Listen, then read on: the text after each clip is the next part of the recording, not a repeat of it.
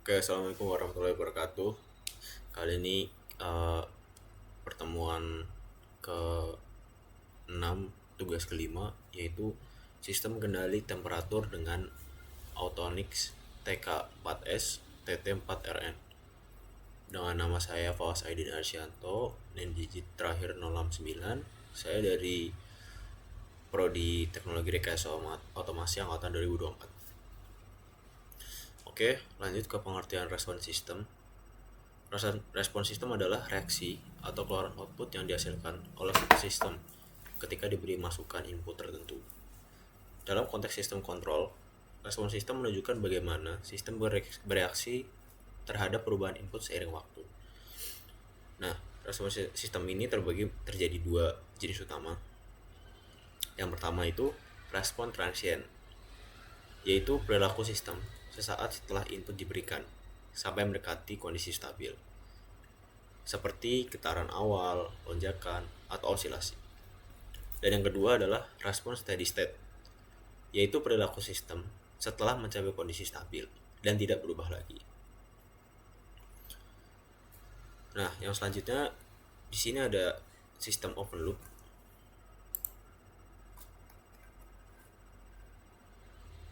Di sini ada sistem open loop adalah sistem yang bekerja tanpa umpan balik atau feedback dari outputnya. Artinya, sistem tidak tahu apakah hasilnya sudah sesuai atau belum. Dia hanya menjalankan perintah input. Ciri-cirinya, tidak ada sensor atau pembanding antara input dan output. Terus, tidak ada koreksi otomatis jika hasilnya tidak sesuai. Dan rangkaiannya lebih sederhana dan murah, tapi kurang akurat. Untuk sistem closed loop adalah sistem yang menggunakan umpan balik atau feedback dari output untuk membandingkan hasil aktual dengan nilai yang diinginkan set point, lalu mengkoreksi kesalahan error secara otomatis.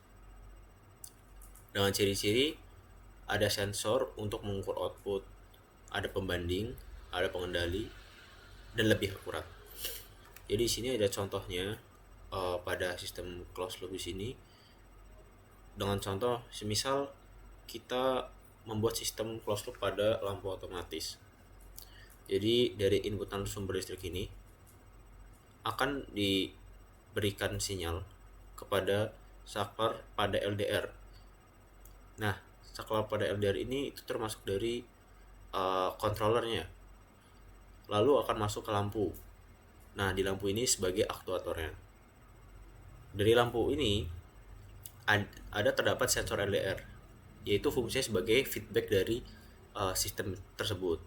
Jadi ketika lampu ini akan menyala, akan dideteksi oleh sensor LDR ini, lalu difeedbackkan kembali kepada saklar. Seperti itu. Jadi perbedaan antara sistem closed loop dan open loop, untuk yang open loop, dia itu tidak ada umpan baliknya.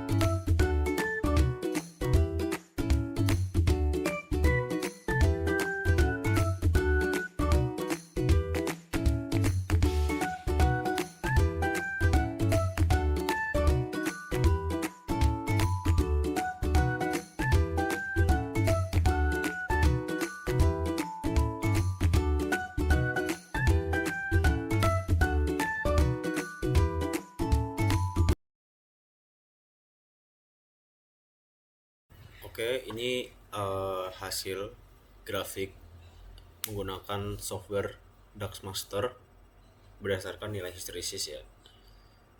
Untuk yang pada percobaan kali ini itu sebuah controller suhu dihubungkan dengan software Darkmaster untuk memantau perubahan nilai suhu aktual terhadap nilai set point yang suhunya itu sebesar 50 derajat.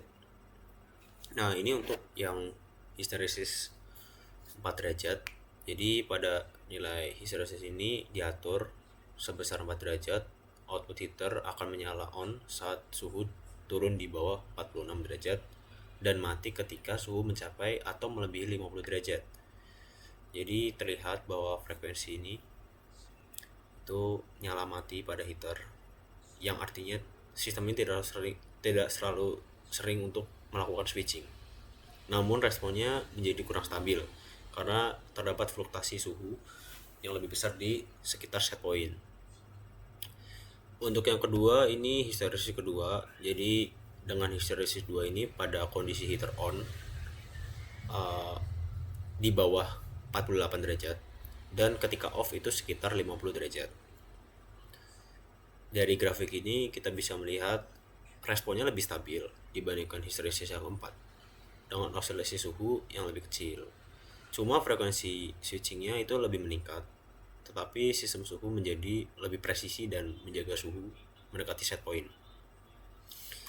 Dan ini untuk yang terakhir, histeresis 1, yaitu berarti ketika heater on turun di bawah 49 derajat dan ketika off menyentuh sampai 50 derajat.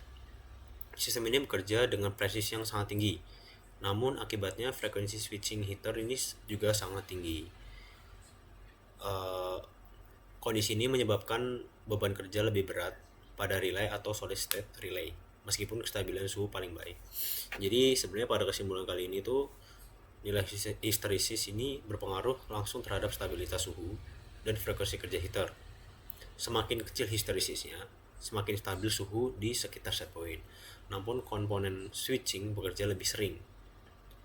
Nilai histeresis yang ideal dipilih berdasarkan kebutuhan, kestabilan, dan umur komponen sistem kontrol. Jadi segitu saja video kali ini. Wassalamualaikum warahmatullahi wabarakatuh.